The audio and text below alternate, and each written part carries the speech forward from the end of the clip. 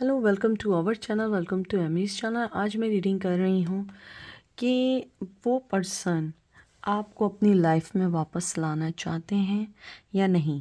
ये journal reading है, collective reading है। मैंने पहले भी मेंशन किया था कि मैं जर्नल रीडिंग इसलिए कर रही हूँ क्योंकि मुझे जर्नल रीडिंग का ही मैसेज आ रहे हैं और मैं उसी को लेके चल रही हूँ। अगर मेरी वीडियो इंग्लिश में आ रही है तो आप सेटिंग में जाके उसे हिंदी कर दो, क्योंकि वो ऑटो चेंज पर होता है कभी कभी, तो वो ऑटोमेटिकली इंग्लिश में हो जाता है। मैं यहाँ पे एवरीडे विच टैरो कर रही हूँ और उसके बाद मैं स्केयर रेबल ऑरेकल कार्ड से मैसेजेस निकालूंगी, एंजल के मैसेजेस निकालूंगी। तो जो चीज़ रेजोनेट करे वो लीजिएगा और जो चीज़ रेजोनेट ना करे आप वो मत लीजिएगा। तो चलते हैं और देखते हैं कि आपके पर्सन आपको अपनी लाइफ में वापस लाना चाहते हैं या नहीं, और ये आपकी लाइफ में वापस आना चाहते हैं या नहीं।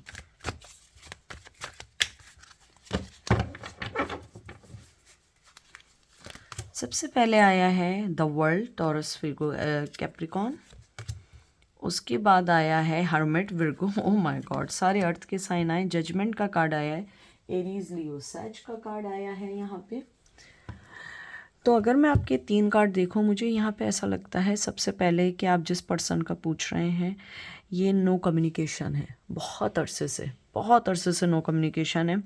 आप दोनों ये एक दूसरे से या तो फिज़िकली अलग हैं या बहुत दूर हैं, या आप लोग इमोशनली वाइज एक दूसरे से अलग हो चुके हैं, क्योंकि आपका पर्सन यहाँ पे आप पे नज़र रखा हुआ है 99%, लेकिन 1% उसने आपको अपने आप से अलग किया हुआ है। उसको लगता है मैं सही टाइम पे आके सही वे में आपसे बात करूँगा या बात करूँगी, क्योंकि उसको लगता है कि अभी राइट टाइम नहीं हुआ है। वो पर्सन, जिस पर्सन के बारे में पूछ रहे हैं, वो बहुत ज़िद्दी तो है, लेकिन उसकी फीलिंग्स वो एक्सप्रेसिव नहीं है। कहीं ना कहीं वो आपको अपनी लाइफ का हिस्सा समझता है या समझती है, लेकिन उसे नहीं पता उसे लाइफ में चाहिए क्या। एक डिस्टर्ब पर्सन के बारे में पूछ रहे हैं, लेकिन वो आपकी लाइफ में आना चाहते हैं, लेकिन कहीं ना कहीं ये इख्तियार उसने ऊपर वाले पे छोड़ दिया है कि जब आप कहीं दिखेंगे, मिलेंगे, वो आपसे बात करेगा।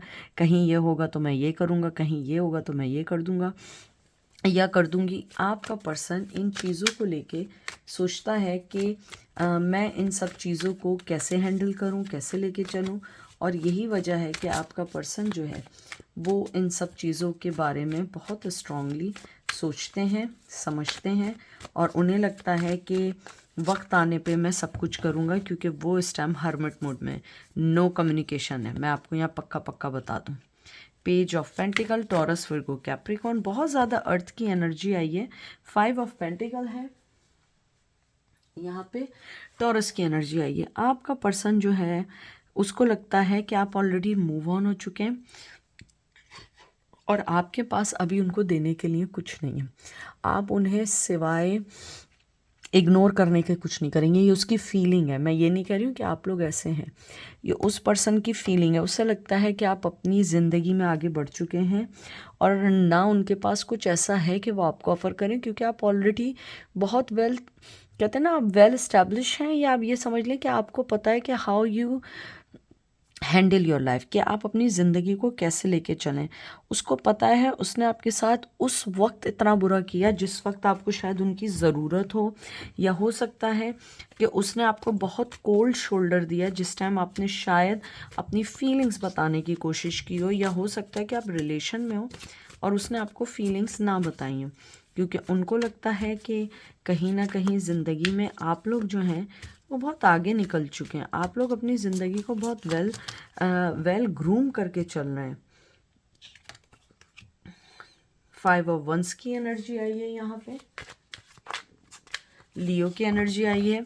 आप लोगों के दरमियान मुझे लगता है कुछ लोग ऐसे थे जिन्होंने इस रिश्ते को ख़राब किया है, और अगर ऐसा नहीं था तो आपके पर्सन को बहुत फ़र्क पड़ता था कि दूसरे लोग क्या सोचेंगे, लेकिन अब उसकी ज़िंदगी में ये वो मकाम है, हालांकि वो स्लो है, वो आगे नहीं आ रहे हैं, लेकिन उसका वो मकाम है कि अगर मुझे लाइफ में कभी ऐसा कोई फ़ैसला करना पड़े, मैं पीछे नहीं हटूँगा या नहीं हटूँगी, क्योंकि उसने पहला फ़ैसला लोगों के सोचने पे इस रिश्ते को पीछे छोड़ दिया। अब उसे इस बात का रिग्रेट है और वो एम्बैरस है कि उसने उस चीज़ को समझा क्यों नहीं, क्योंकि वो पर्सन बाय नेचर बहुत लेज़ी है। आप जिसके बारे में पूछ रहे हैं उसके इमोशंस जो है ना, कहते हैं ना, जो एक मोटिवेशन होती है लाइफ में, वो एक फीलिंग है, लेकिन एक्ट करना या उस पर काम करना वो नहीं कर सकता है। उसको लगता है कि मैं अगर इस चीज़ पे काम करूँगा ना तो वो फिर एकदम से फिर वो हो जाता है। यानी कहते हैं ना, जैसे आपने देखा ना वो जो झाग होते हैं, सर्फ के झाग होते हैं, वो जिस तरीके से आते हैं, आप पानी डालने में एकदम फुस हो जाते हैं, तो बिल्कुल ऐसे ही है कि आपका पर्सन जो है ना उसको लगता है कि मैं ये फ़ैसला करूँगा, मैंने बुरा किया है, मेरे पास कुछ देने को नहीं है, लेकिन मैं फिर भी इस रिश्ते में कुछ इनपुट डालूँगा। लेकिन जब इनपुट डालने की बारी आती है या आपको देखते हैं तो उनको लगता है कि नहीं, वो मुझसे बेहतर है, मुझे ऐसे ही छोड़ देना चाहिए। हैंगमैन, देख लीजिए आपसे मैंने क्या बात की थी। हैंगमैन की एनर्जी आई है यहाँ पे, पाइसिस की एनर्जी आई है, और यहाँ पे आई है 4 ऑफ पेंटिकल की एनर्जी आई है, कैप्रिकॉन की। आपका पर्सन कभी भी नहीं बताएगा उसकी फीलिंग्स क्या है जब तक राइट टाइम नहीं होगा। ये 2 कार्ड 101% इस बात को है, वो आपकी लाइफ में तो आना चाहते हैं। ही और she wants to come into your life. The problem is that कि वो आपको कभी नहीं बताएंगे, क्योंकि उसकी लाइफ की कुछ सिचुएशन, कुछ चीज़ें हैं, या मज़हब है, या बच्चे हैं, या शादीशुदा है, कि वो उस चीज़ को रिवील नहीं कर सकते हैं। कहीं ना कहीं हो सकता है दूसरे पर्सन के साथ फीलिंग भी अटैच हो, लेकिन अगर मैं यहाँ देखूँ, वो नहीं बताएंगे कि उन्हें आपकी लाइफ में आना है और आप उनके लिए बहुत मायने रखते हैं, बहुत स्ट्रॉन्ग। वो नहीं बताएंगे, वो अपने जज्बात, कहते हैं ना, खुद ही कुड़ कुड़ के मर जाएंगे, नहीं बताएंगे। और मैं आपको एक और बात बता दूं, शायद वो इस फीलिंग को अपने आप को भी रिवील नहीं करना चाहते। डेथ, ट्रांसफॉर्मेशन का स्ट्रॉन्ग कार्ड आया है यहाँ पे, स्कॉर्पियो की एनर्जी आई है,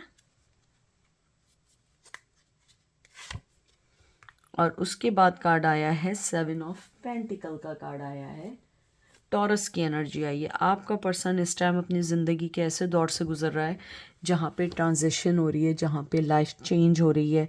हो सकता है कि अब मैच्योर लाइफ में आ रहे हों या आ रही हों, वो अपने आप पे ध्यान दे रहे हैं। इसका मतलब ये नहीं कि लाइफ में नहीं आना चाह रहे हैं, क्योंकि मुझे यहाँ कोई भी ऐसा नेगेटिव कार्ड नहीं मिला है जिसमें मना है। हाँ, हैंगमैन आया है, 4 ऑफ पेंटिकल आया है, वो फीलिंग्स को दबाने का कार्ड है।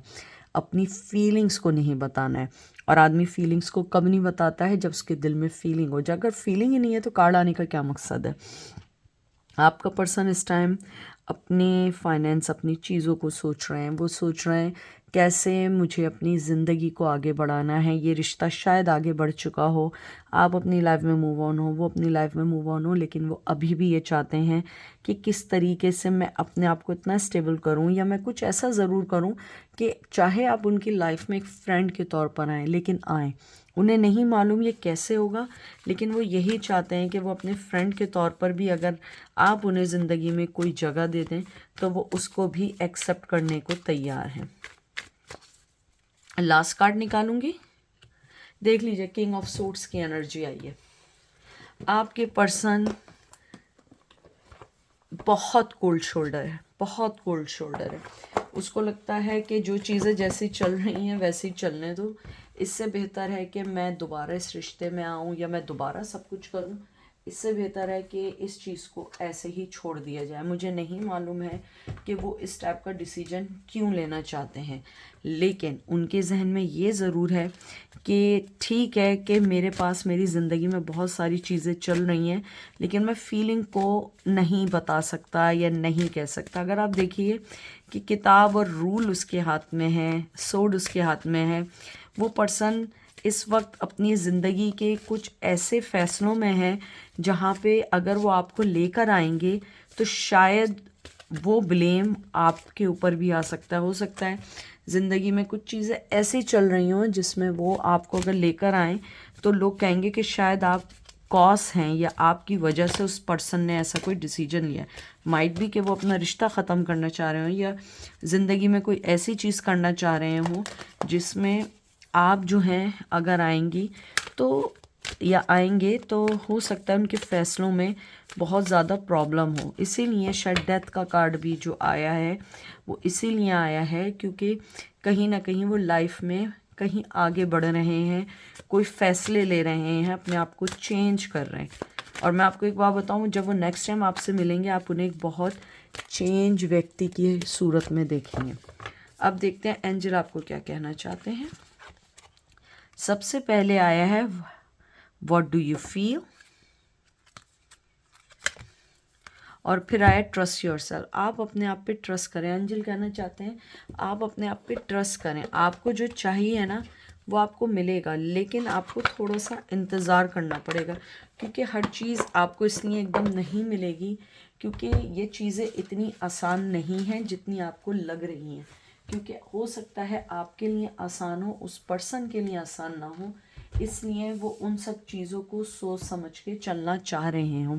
और आपका जो ट्रस्ट है, मुझे यहाँ पे लगता है या तो आप लोग वेजिटेरियन हैं बहुत ज़्यादा, या आपको एनिमल लवर बहुत हैं, और आप लोग जो है ना जो भी फ़ैसले कर रहे हैं ज़िंदगी में या जैसे चल रहे हैं आप उसको लेके चलें। और मुझे पता नहीं ये दो चीज़ें देख के टू ऑफ पेंटिकल का आ रहा है कि शायद आप भी थोड़ा सा अपनी आप में फ़ैसला नहीं कर पा रहे हैं कि मैं रुकूं या आगे बढ़ जाऊं। लेकिन एंजल कह रहे हैं आप जो चाहते हैं ना आप वो करिए, आप दूसरों की नहीं सुनिए, आप अपनी सुनिए और उस चीज़ को लेकर चलिए। तो ये थी आज की रीडिंग। आई होप आपको पसंद आएगी। अपना ख्याल रखिएगा, दुआ में याद रखिएगा। Take care, bye.